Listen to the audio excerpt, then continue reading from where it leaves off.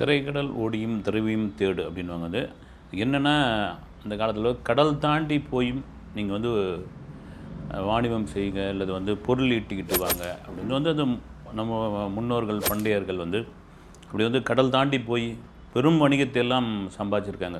சோழன் போய் கடாரம் கொண்டான் அப்படின்ற அளவுக்கு வந்து தெற்காசிய நாடுகளுடைய பெரும்பகுதியை வந்து சோழன் பிடித்திருக்கான்.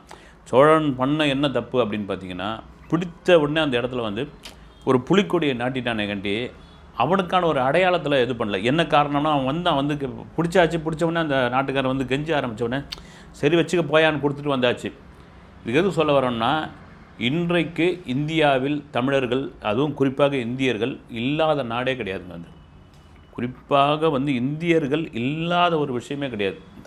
சமீபத்தில் வந்து தமிழ் ட்ரக்கர்ஸில் புவனி அவர் ஒரு வீடியோ போட்டிருந்தார். ஒரு சின்ன தீவு, அது எங்கேயோ ஆப்பிரிக்காவில் இருக்குது.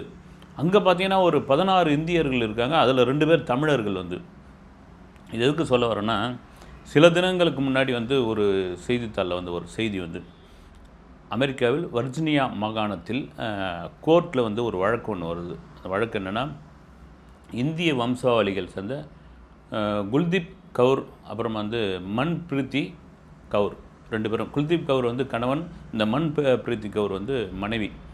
2 பேரும் வந்து ஒரு 18 வயது சிறுவனை வந்து துன்புறுத்தியதாக அங்கே நீதிமன்றத்தில் வந்து விசாரணை நடக்குது. அது கொண்டு வந்து நிறுத்துகிறாங்க. நிறுத்தின பிறகு அந்த பையன் வந்து வாக்குமூலம் கொடுக்குறான். அவன் சொல்கிறான் விஷயத்தை. அவனுக்கு வந்து ஆங்கிலம் தெரியாது, ஹிந்தி தெரியும், பஞ்சாபி தெரியும். அதனால் ஒரு டிரான்ஸ்லேட்டரை வச்சு அந்த நீதிபதி கேட்குறாரு. கேட்ட பிறகு அவன் வந்து வாய்மொழியாக சொல்ல அவருக்கு ஒரு கட்டத்தில் நம்ப முடியாதுடுது. என்னென்ன கொடுமைப்படுத்தினாங்க இவங்க அப்படின்ட்டு. ஆல்ரெடி வந்து போலீஸ் அறிக்கை, மருத்துவ அறிக்கையெல்லாம் கொடுத்தாச்சு. கொடுத்த பிறகு நேரடியான அந்த பாதிக்கப்பட்டவர்கிட்ட ஜட்ஜு கேட்கணும் இல்லைங்களா? அப்படி கேட்கும் பொழுது ஒரு கட்டத்தில் அவனால் தாங்க முடியாமல், நீங்கள் விசாரணை படம் பார்த்துருப்பீங்க, கடைசியாக வந்து இந்த படம் பார்த்தவங்களுக்கு தெரியும், ஒரு 3 அப்பாவிகளை வந்து ஒரு திருட்டு கேஸில் பிடிச்சி போய் ஒரு போலீஸ் அடின்னு அடித்து துன்புறுத்தி கடைசியாக வந்து கோர்ட்டில் எடுத்துமே கொடுப்பாங்க, நிற்க வைப்பாங்க. அது ஜட்ஜாக வந்து தயா படத்துடைய டைரக்டர் செந்தில் நடிச்சிருப்பார். நடித்த உடனே அந்த போலீஸ்கிட்ட எல்லாத்தையும் கேட்டுட்டு 15 நாள் ரிமாண்டுன்னு தெலுங்கில் சொன்னோடனே அதில் நடித்த அட்டகத்தி தினேஷ், ஐயா எங்களை அடிக்கிறாங்க ஐயா அப்படின்ட்டு கத்துவாப்பில் தமிழில், நோர் முஸ்கோ அப்படின்னு அந்த போலீஸ் அதிகாரி திட்டின உடனே மறுபடியும் அழுத உடனே டக்குன்னு அந்த சட்டையை கழட்டி காமிச்ச உடனே அது நீதிபதியே கலங்கி போயிடுவார். அங்கே யாருன்னா அடுத்து தமிழ் தெரியுமான்னு கேட்டு அந்த படம் ஏறக்குறைய அப்படி தான். இந்த வர்ஜீனியா மாகாணத்தில் உள்ள அந்த நீதிபதி என்ன பண்ணுறாரு, இந்த விசாரணை, இந்த 18 வயசு பையன்கிட்ட விசாரணை பண்ணிக்கிட்டே இருக்கிறாரு, கேட்டுக்கிட்டே இருக்கிறார். கேட்ட ஒரு கட்டத்துக்கு அப்புறம் என்ன பண்ணால் எல்லா அவனோட மேலாடைகள் மொத்தத்தையும் கழட்டிட்டு அப்படி நின்ன உடனே ஒட்டுமொத்தமாக அந்த நீதிமன்ற வளாகமே வந்து இதுவாகிடுது. நம்ம ஊர் நீதிமன்றம் மாதிரி இருக்காதுன்னு நான் வந்து வீடியோலாம் பார்த்துருக்கேன். வந்து ஒரு ஜட்ஜு உட்காந்துருப்பார், அதே அந்த பாரம்பரியமான அந்த விக்கெல்லாம் போட்டு வச்சுருப்பார், இருப்பாங்க. நேராக வந்து ஒரு கலந்துரையாடல் மாதிரியே இருக்கும். அது வந்து ஒரு நேருக்கு நேர் மாதிரியான ஒரு விஷயமாகவே இருக்கும். அங்கே இருக்கிற போலீஸ் அதிகாரி அந்த ரிப்போர்ட்டை கொடுத்துட்டு காத்துட்ருப்பார். கட்டினவுடனே ஒரு நிமிஷம் ஆடி போயிடுவார். அந்த சமயத்தில் வந்து அந்த போலீஸ் அதிகாரிகள் வந்து மற்றவங்களாம் அந்த சட்டையை போடுங்கன்னுவாங்க. அது ரூல்ஸில் கிடையாது பொழுது. போடுங்கன்னா அவர் நிறுத்துவார். வந்து ரைட், ஓகே. நேரடியாக நான் பார்க்குறேன் அப்படின்னு பார்த்தீங்கன்னா, இந்த உடம்பு முழுக்க அவ்வளோ காயங்கள், அவ்வளோ சூடு, அவ்வளோ தழும்பு எல்லாம் இருக்கும். அப்படியே ஒரு நிமிஷம் கலங்கி போய் முழுமையான விசாரணை ஒன்று கம்ப்ளீட்டாக விசாரணையோட இந்த பையனை பற்றி A to Z டீட்டெயிலோடு நீங்கள் வந்தாங்கன்னு அங்கே உள்ள காவல்துறை அதிகாரிகிட்ட அந்த ஜட்ஜு கொடுத்துருவார். என்ன நடந்தது அப்படின்னா, இந்த குல்தீப் கவுர் அப்புறம் மன்பிரீத் கவுர் இவங்க 2 பேரும் வந்து இந்திய வம்சாவளிகள். அங்கே போய் செட்டில் ஆனவங்க. நம்ம சொன்னீங்களா, திரைக்கடல் ஓடியும் திரவியம் தேடுன்னு, அதுமாதிரி தேடிட்டு வந்தவங்க ஒரு பக்கம், தேடிட்டு அங்கேயே தங்கினவங்க ஒரு பக்கம். இப்படி தங்கி பாட்டி பாட்டன் அதுக்கப்புறம் வந்தவங்க அப்படியே தலைமுறையாக வந்து அந்த இந்திய வம்சாவளியை சேர்ந்தவர்கள் இவங்க என்னென்னா, அங்கே வந்து ஒரு பெட்ரோல் பங்க்கு, ஒரு மளிகை கடையை நடத்திக்கிட்டு இருக்காங்க. நடத்திக்கும் போது அமெரிக்காவில் வந்து நீங்கள் வேலைக்கு ஆள் எடுக்கும்பொழுது பெரிய காசுலாம் வந்து சம்பளம்லாம் நீங்கள் கொடுத்து கட்டுப்படி ஆக முடியாது. ரெண்டாவது, அங்கே வேலை செய்கிற ரூல்ஸ் அண்ட் ரெகுலேஷன் உங்களுக்கு போடுவான். அங்கே சட்ட விதிமுறைகள்லாம் இருக்குது. இவ்வளோ நேரம் தான் வேலை பார்க்கணும், இவ்வளோ இது பண்ணணும், இந்த நேரத்தில் இவருக்கு ஸ்நாக்ஸ் கொடுக்கணும், டீ கொடுக்கணும், இவ்வளோ நேரம் பிரேக் கொடுக்கணும், இவ்வளோ நேரம் நிற்க வைக்கக்கூடாது. நம்ம ஊரில் ஜவுளி கடைகள் நிற்க வச்சுக்கின்னு இருக்கிறாங்க பாருங்கள், ஒரு நாள் முழுக்க. இப்போ தான் கொஞ்சம் சட்டை போட்டு அந்த பெண்களுக்கு உட்காரத்துக்கு ஒரு சேர் கொடுக்குறாங்க. அந்த மாதிரிலாம் வந்து நீங்கள் வந்து அங்கே வேலை செய்கிறான் பாருங்க, அவன் தான் முதலாளி டம்மி தான். இதுக்காக என்ன பண்ணுறாங்க, அவங்களுடைய பெட்ரோல் பங்கு ஒவ்வொன்று ஓடுது, மளிகை கடை வந்து சூப்பராக வியாபாரம் ஆகுது. அப்போ முடிவு பண்ணி இந்தியாவிலிருந்து ஏதாவது ஒரு பையனை வேலைக்கு கூட்டின்னு வருவோம் அப்படி முடிவு பண்ணி கேட்குறாங்க. அவங்க ரிலேஷன்கிட்டலாம் கேட்குறாங்க. அவங்க என்னன்றாங்க, கல்ஃப் மாதிரி இல்லை மலேசியா சிங்கப்பூர் மாதிரி இருந்தால் கூட ரைட்டு, அமெரிக்காவில் போயிட்டு என்ன அப்படின்னு. நீங்கள் கல்ஃபு மலேசியா சிங்கப்பூர்லாம் பார்த்திங்கன்னா ட்ராவலிங்கே ஃப்ளைட்டு நேரமே அதிகபட்சமாக 3 மணி நேரம் 4 மணி நேரத்தில் இந்தியா கூடியாந்துடலாம். இதனால் வேணான்றாங்க. ஒரு கட்டத்தில் ஒரு ரிலேஷனை பிடிச்சிடுறாங்க. பிடிச்சிட்டு ஹரியானா மாநிலத்தில் உள்ள அந்த ரிலேஷனை பிடிச்சோடனே அந்த 18 வயசு பையன் அவங்களுக்கு என்ன ஆசை காட்டுறாங்கன்னா, இந்த பையன் அவன் வந்து கம்ப்யூட்டரில் பெரிய திறமையானவன், சாஃப்ட்வேர் ஹார்ட்வேர் ரெண்டுத்துலேயும் வந்து ரொம்ப கெட்டிக்காரவன். அமெரிக்காவில் இவனை கொண்டு போய் நாங்கள் படிக்க வச்சு இவனுக்கே வேலை வாங்கி தரோம், எங்களை நம்பி அனுப்புங்கன்னு அந்த பெற்றோர்கள் ஒரு சாதாரணமான ஒரு விவசாய குடும்பத்தை சேர்ந்தவர்கள் அனுப்பிச்சி வைக்கிறாங்க. இந்த பையனை வந்து அமெரிக்காவில் வந்து இந்த வர்ஜீனியா மாகாணத்தில் இறங்கணும் போய் எங்கள் வீட்டுக்கு போனவுடனே முதல் வேலையாக அவனிடம் இருந்த பாஸ்போர்ட்டை பிடிக்கிறாங்க. அவனுக்கு அங்கேயே டவுட் ஆகுது, வந்து எல்லா திங்ஸையும் வச்சுக்கிறான், பாஸ்போர்ட்டை மட்டும் பிடிக்கிறாங்க. பாஸ்போர்ட் எங்கேயாவது திருடு போயிடும், திரும்ப வாங்க முடியாதுன்னு அப்படின்போது அவன் அதுக்கு பதில் சொல்கிறான், என் பாஸ்போர்ட் நான் வச்சுக்கிறேன், இங்கே தானே இருக்க போகிறேன்னு ஒரு கட்டத்தில் மிரட்டி அவங்ககிட்ட இந்த பாஸ்போர்ட் வாங்கினேன். அங்கேருந்து அவனுக்கு வந்து ஒரு சின்ன பயம் உண்டாகிறது. அடுத்து அவனுடைய ஸ்மார்ட் ஃபோனை பிடுங்குறாங்க. தகவல் தொழில்நுட்ப வசதிகள் இல்லாத ஒரு இடமா அவனுக்கு ஒரு ரூம் கொடுக்குறாங்க. ஏறக்குறைய அவன் வெளி உலகை தொடர்பு கொள்ள முடியாத அளவுக்கு அவனை கொஞ்சம் கொஞ்சமாக மாற்றுறாங்க. அதன் பிறகு தான் வந்து அந்த மளிகை கடையிலும் அந்த பெட்ரோல் பங்க்லேயும் அமெரிக்கர்கள் 20 பேர் செய்யக்கூடிய ஒரு வேலை. 20 பேர்னா என்ன ஆகுது, 20 பேருக்கான சம்பளம். அங்கே நான் சொன்னேன் இல்லைங்களா, அங்கே ரூல்ஸ் அண்ட் ரெகுலேஷன் வேலை செய்கிறவன் தான் போடுவான். அவனுக்கான சம்பளம் வந்து அவ்வளோ சம்பளம். அவனுக்கு நிறைய சலுகைகள்லாம் நீங்கள் கொடுக்கணும், சும்மா ஒன்றும் கிடையாது. அப்படி இவனை போட்டு பிழிஞ்சு எடுக்கிறாங்க. கிட்டத்தட்ட 18 மணி நேரம் வேலை பார்க்குறான். மிஞ்சி போனால் ஒரு 3 மணி நேரம் தூங்குறான். தூங்கும் பொழுது இவனுடைய தூக்கத்தை கலைப்பதற்காக சுடு தண்ணியை ஊற்றுறாங்க மேலே, வெதுன்னு அலறி எழுந்துக்க ஆரம்பிக்கிறான். எழுந்த ஆரம்பித்தோன்னா அவனுடைய ஒரு கம்ப்யூட்டர் பொறியியல் வல்லுநராக மாற வேண்டும், நல்ல படிப்பு படிக்கணும், அமெரிக்காவில் வந்து ஒரு பெரிய வாழ்வு வாழணும்னு நினைக்கும் பொழுது அவன் நினச்சி மாட்டிக்கிட்டான். நாம் வந்து ஒரு தங்க கூண்டுக்குள் மாட்டின ஒரு பறவை மாதிரி ஆகிட்டோம். வெளியே தான் பார்த்தா தங்க கொண்டு, உள்ளே பார்த்திங்கன்னா நம்ம வந்து ஒரு சிறகு கட் பண்ண பறவை ஆகிட்டோன்னு சொல்லி அவனை அப்படி வந்து கொடுமைப்படுத்துகிறாங்க. ஓடிட போகிறான்றதுக்காக எல்லா வழியிலையும் அவன் தப்பிக்காத அளவுக்கு பண்ணிடுறாங்க. குறிப்பாக இந்தியாவில் யாரையாவது அவன் தொடர்பு கொண்டு போகிறான்றதில் ரொம்ப ஜாக்கிரதையாக பார்த்துக்கிறாங்க. இங்கே ஒரு சிரஞ்சீவி நடித்த முதல் படம் வந்து தமிழில் அவர் தான் அறிமுகப்படம் 47 நாட்கள்னு ஒரு படம்.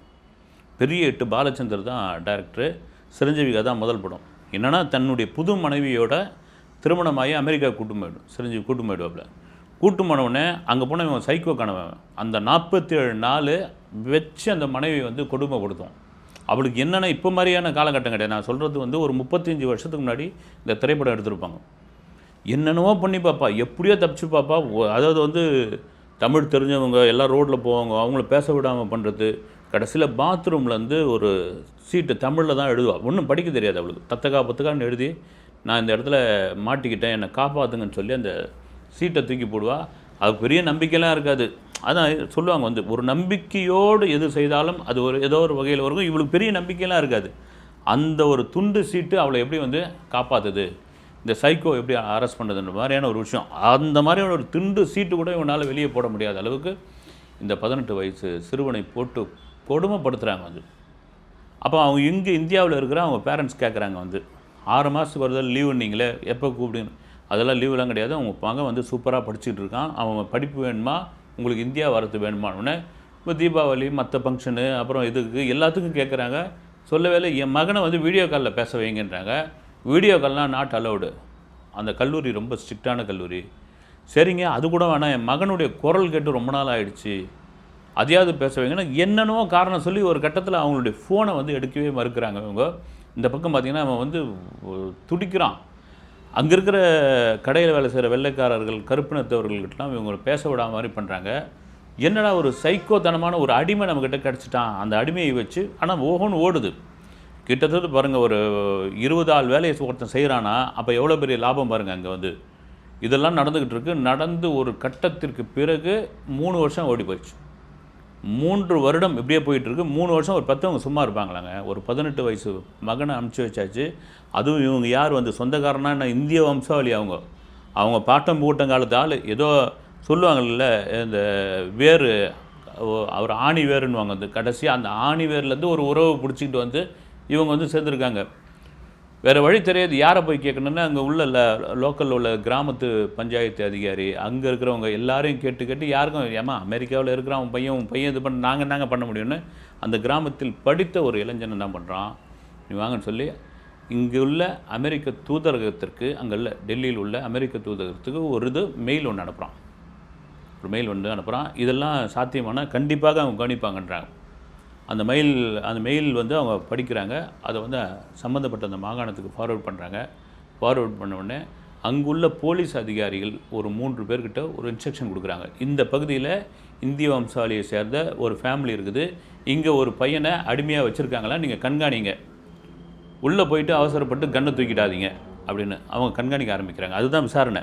கண்காணிக்க ஆரம்பிக்கிறாங்க. ஒரு நாள் 2 நாள் அந்த பங்குக்கு போய் பெட்ரோல் போடுறாங்க, அந்த கடையில் போய் பொருள் வாங்குறாங்க. ஒரு கட்டத்தில் தெரியவே இல்லை அந்த பையன். ஒரு கட்டத்தில் பார்த்தோன்னே அந்த பையனை கண்டுபிடிச்சிடுறாங்க. கண்டுபிடிச்சிட்டு நேராக போய் அவங்ககிட்ட ஒரு பொருள் எடுக்கிற மாதிரி இங்கிலீஷில் பேசுகிறாங்க.